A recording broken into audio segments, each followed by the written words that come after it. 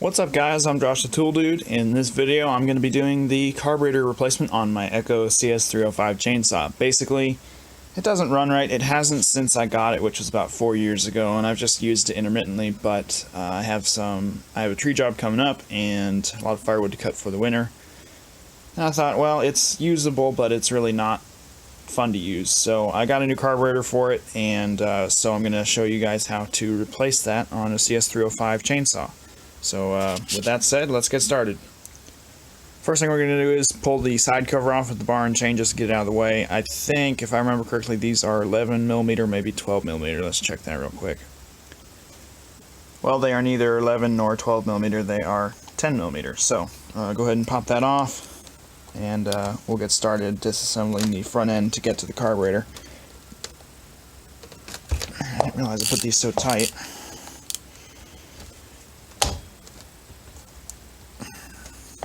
This saw doesn't actually have that much use on it.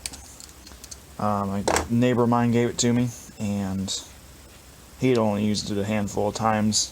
He doesn't do tree work in the least professionally, and only a few things around his yard. But as per the emissions rating, this is a 300-hour engine, which is a true professional grade engine. So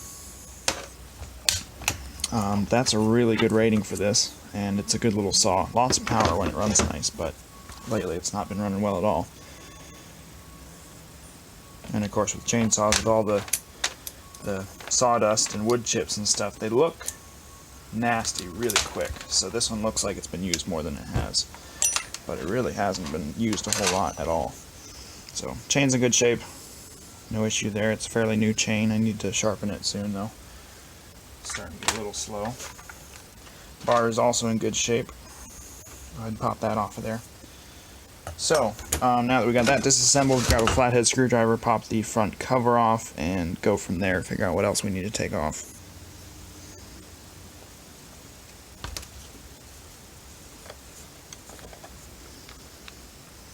Go ahead and pop that off. Get the air filter. And then you can see in here we actually have pretty good access to the carburetors. Alright, so basically here you have your choke. That should be easy to get off once the two screws over the filter mount are removed. And you have your line here that goes to the primer bulb up here. And then you have your other line that hooks up to the carburetor, goes into the tank here. After that, the only thing you should have to unhook is the throttle cable. You can see it moving in there. That's going to be fun because it's down in here. So we've got a Phillips, looks like a number 2. Pop these screws off, and we'll go ahead and get started. I gotta say, so far I'm really liking these Quinn screwdrivers from Harbor Freight. Solid, they feel good in the hand. The oil doesn't seem to be too much of an issue with the rubber, so so far I'm pretty happy with them. Go ahead and pop these off.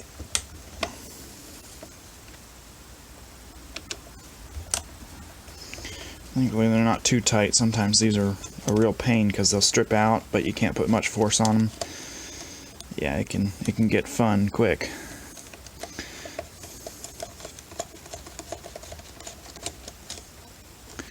One other benefit to removing the bars and chain is you really minimize any risk of an accident with it, so it makes it good. So this you can just pull off as an assembly and just leave the screws and all the washers in their correct places. You don't even have to move these to do the rest. So we'll just set that off to the side. Like I said, the choke plate, that just slides off, so you can pull this out of the way here, and I don't even think I have to take it out of the housing. We will clean that up before we put it in because it's covered in fuel and it will pick up some dirt, I'm quite confident. So now let's see, how do I want to do this? Looks like we have a rubber boot or something over the limiter screw for the throttle position.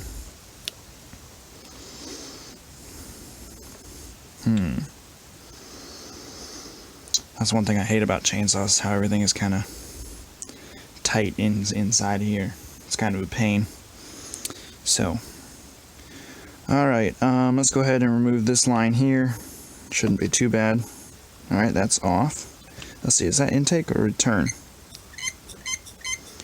That is return, so this would be sucking fuel out of the carburetor into the primer bulb. So, let's see. trying to figure out where this other line goes. Might be just a vent. So it looks like the fuel comes in through this line here in the corner and goes up into the carburetor, goes through the system, and then it is actually pulled back through the carburetor into the primer bulb, and then it returns to the tank through this line here. And then there's a third line, I'm guessing that's a vent. Echo likes to do their vent tubes. So let's see. Let me bump the camera up because I got to do this kind of at an angle to be able to see it good. So pause this for a second and reposition. Alright, that should be better. Okay, so I think the first thing I'm going to do, actually the other thing I'm going to do right now is drain the fuel because I don't want to make a mess.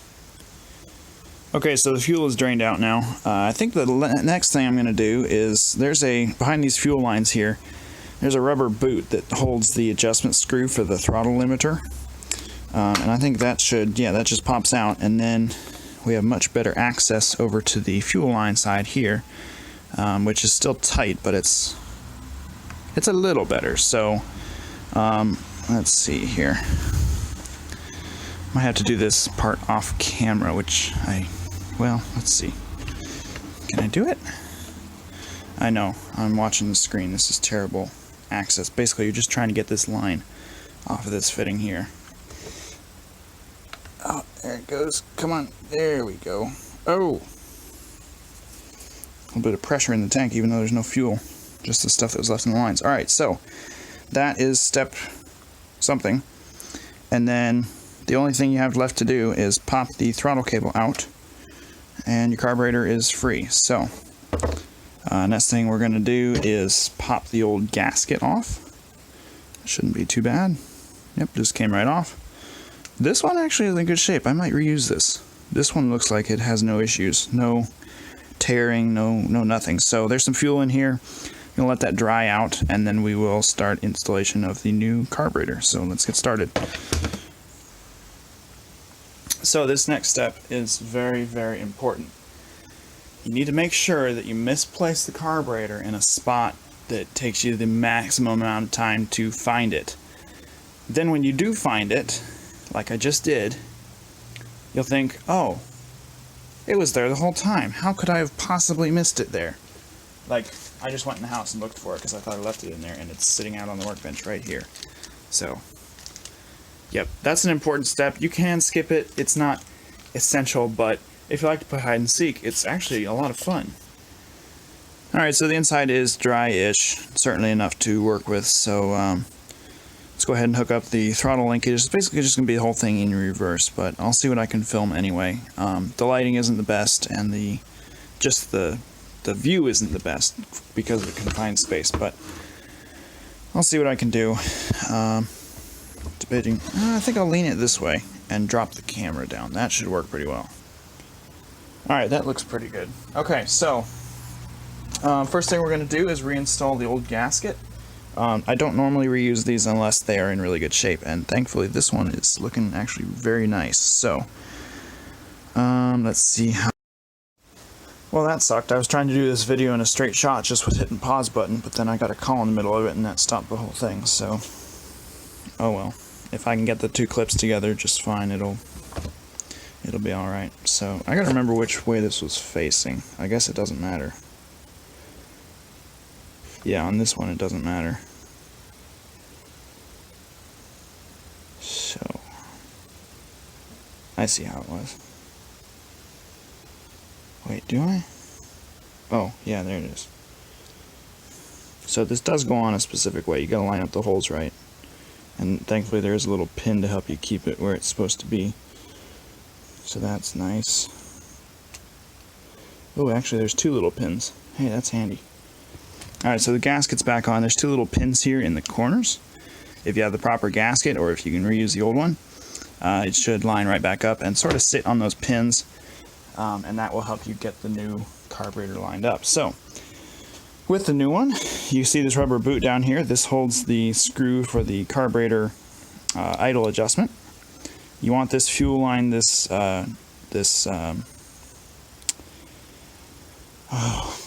is it?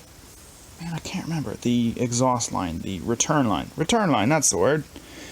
You want this return line to be facing down because it's got to go on the primer bulb tube here. Other than that, everything's looking pretty good so far.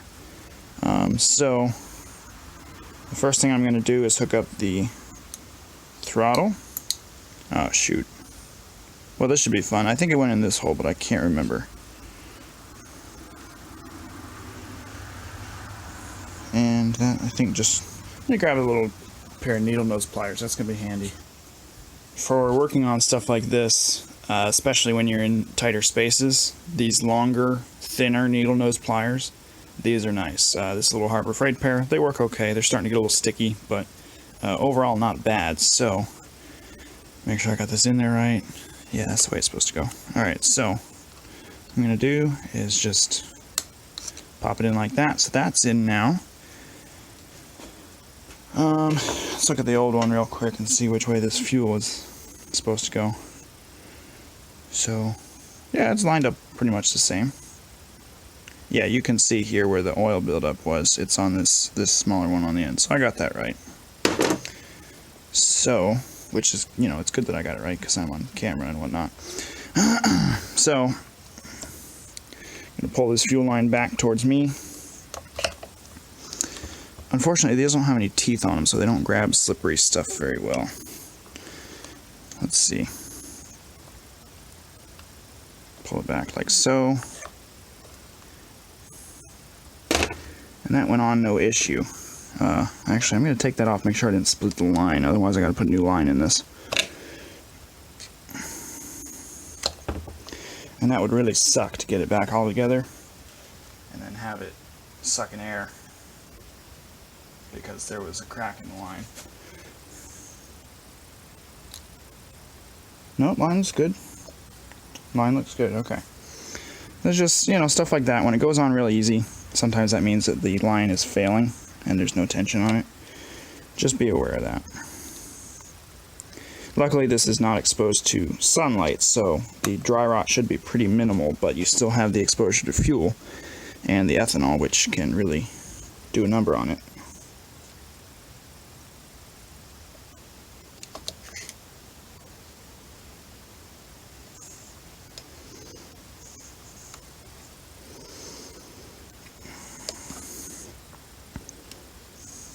Come on. There we go. So that's all the way on. Let's see. Next step is going to be... I'm going to pop that back in there. Then we're going to put the set screw here. I'm going to slide that back down in the boot. As far as that needs to go. I'm going to pull the throttle tight.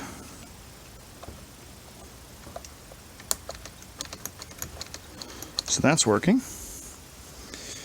Alright, let me think here. Okay, so I do see an issue here. Need to pull the fuel line out of the way.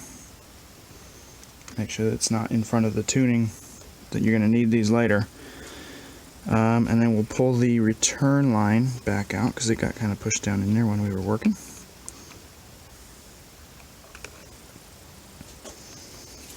So this can go back on, I think, right now. I don't think there's anything that's going to hit that we need to move.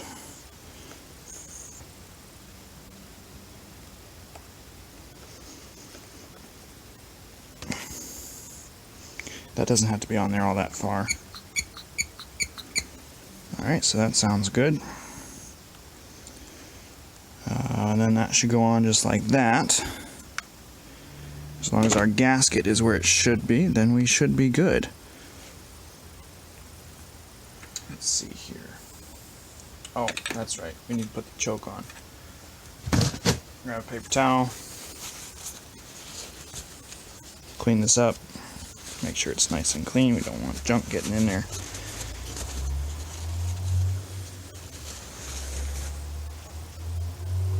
And then this will go on the end of our choke lever here.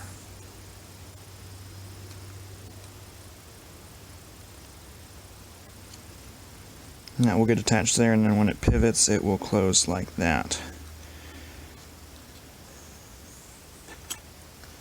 So next we need to clean this up. There's a little bit of junk on the nut and the screws. Just, you know, doing it right. So I'll be back in a second.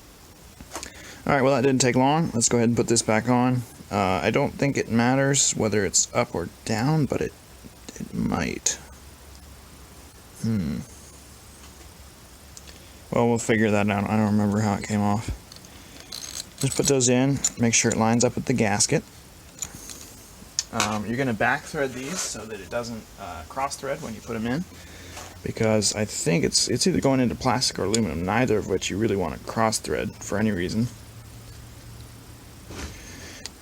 I don't think I'm in the holes here.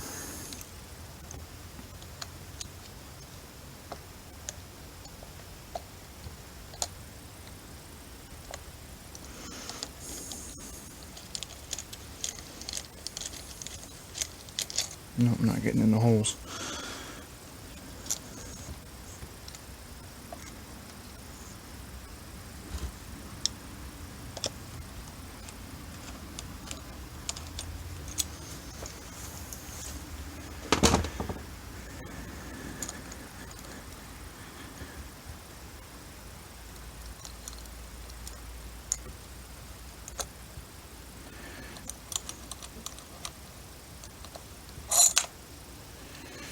Alright, let's take a peek down there and see where this hole is at. Ah, shoot.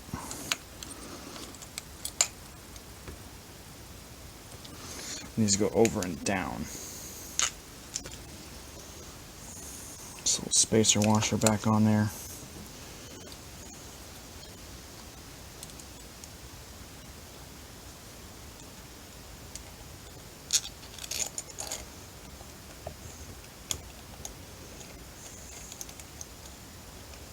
There we go.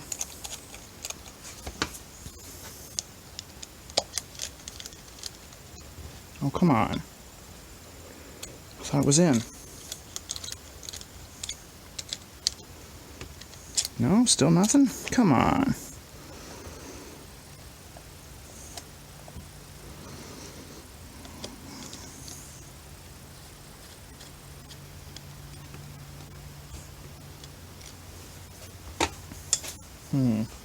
Alright, I'll have to do this off camera because I know the video's getting pretty long.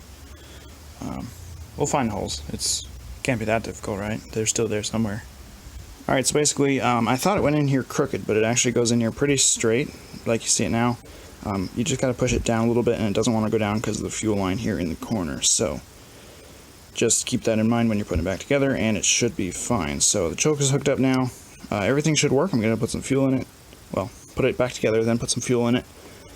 Then we'll go test it, and if it needs it, I'll show you how to tune it as well. Because with the aftermarket carburetors, they're often not tuned right from the factory. So let's get started.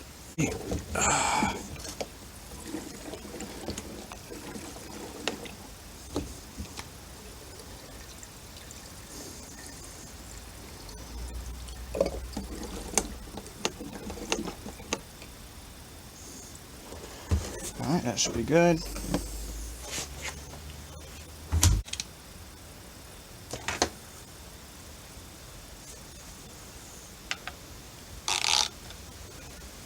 Probably should do the seals on this sooner or later.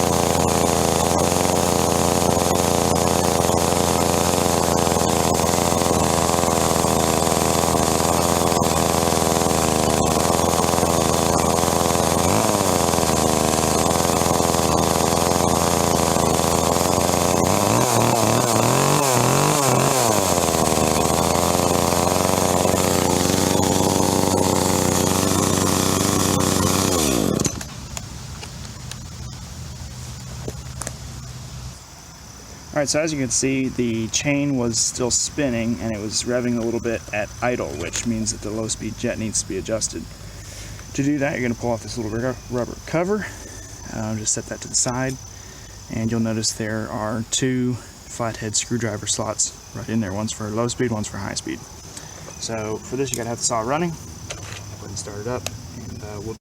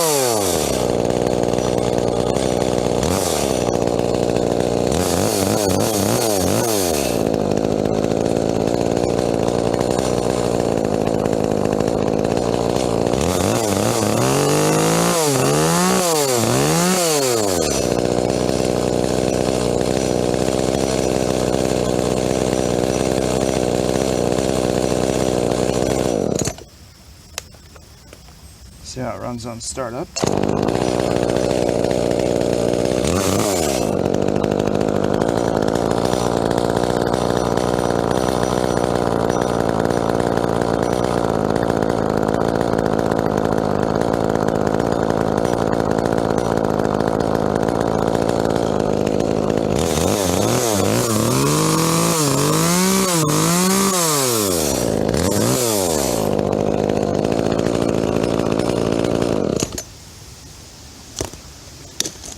Alright, that looks pretty good. It revs high at high RPMs, it revs nice, runs nice and smooth. So this is properly tuned now. I think I need to decrease the oil flow though.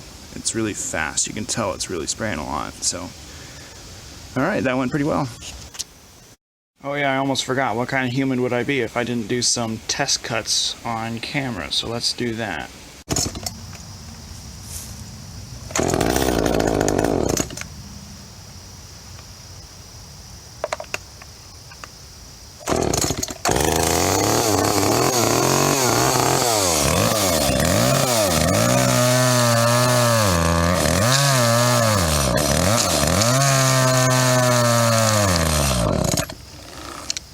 What is going on now?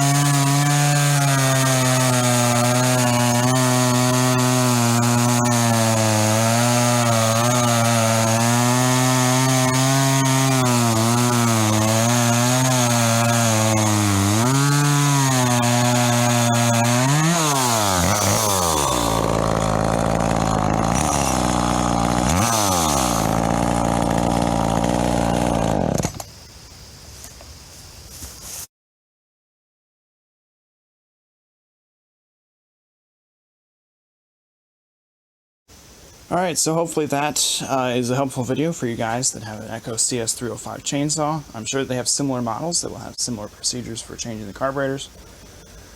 A lot of people complain about the aftermarket carburetors needing or running too lean or too rich, but they don't know how to adjust them with the tuning ports. So as you saw, it's not hard. Some of them you have to have a special screwdriver, but those are not expensive to buy. You can buy a set. I have a set of 8 different screwdrivers that I got for like $4. So if you can just figure out where the port is to get at the tuners, works quite well.